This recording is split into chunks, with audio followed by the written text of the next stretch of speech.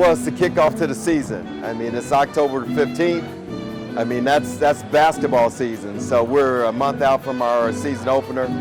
And Stan was nice enough to want to come down and be a part of our tip-off dinner. And that's great of him, and tells you what kind of guy he is. And our players are excited, our fans and alumni are excited as well. Well, Ray and I go back so far. I was telling somebody here at the event that, his son, Ray Michael, who's in the NBA now, when we met him, he was in diapers. I mean, so it's been a long time, and I realize how old I've gotten when I see Ray out there playing in the NBA. In fact, we'll play against him this weekend. Oh, we go back to the early 90s. We were assistant coaches together at the University of Wisconsin, shared office, and remained friends and stayed in contact ever since. It really was phenomenal, but I think what happens sometimes is you get good people around each other and you all learn from each other, and it helps all of your careers. So you're there, we're all working under Stu Jackson, who we learned a lot from. And then, you're sitting in staff meetings with Ray and with Sean Miller, and, it was a great learning experience for me, plus just a real enjoyable group to be around.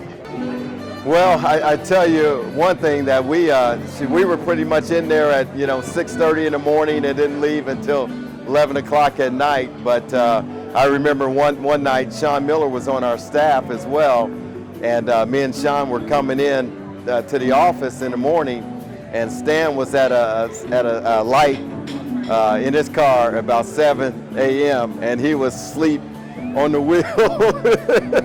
And we had to blow the horn to wake him up. That tells you he's a tireless worker, and he doesn't sleep.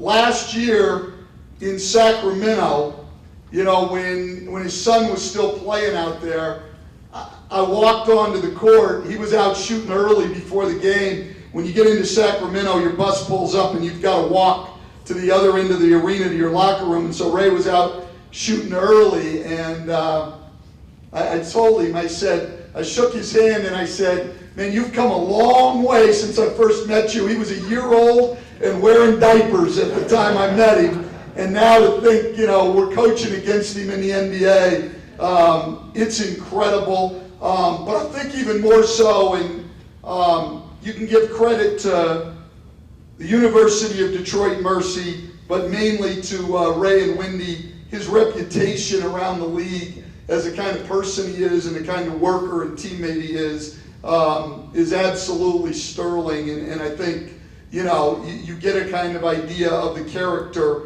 of the people here.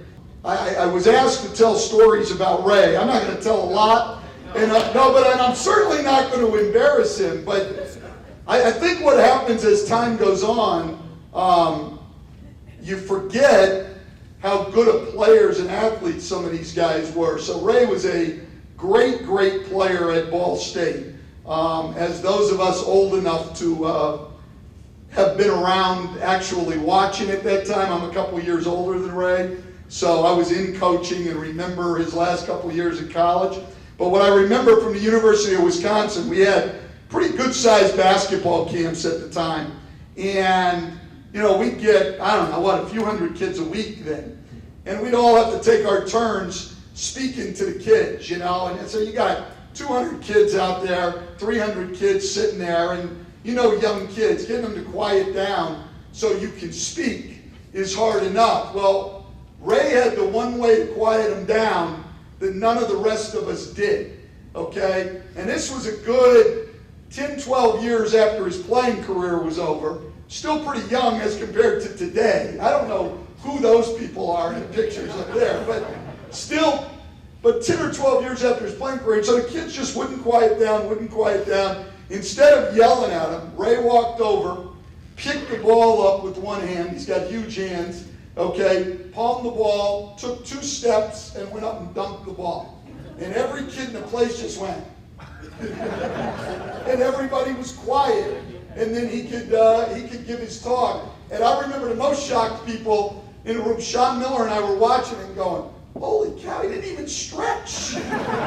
He's one of the few people that I would do this for, and it's a great honor. I love what this school stands for. I love what Ray stands for as a coach, and we'll be rooting for you guys all year long, okay? Because as Ray said before, we can stand up here as coaches all we want, but it all comes down to the players and what they put into it and how hard they're willing to work and how much they're willing to pull together and sacrifice to play.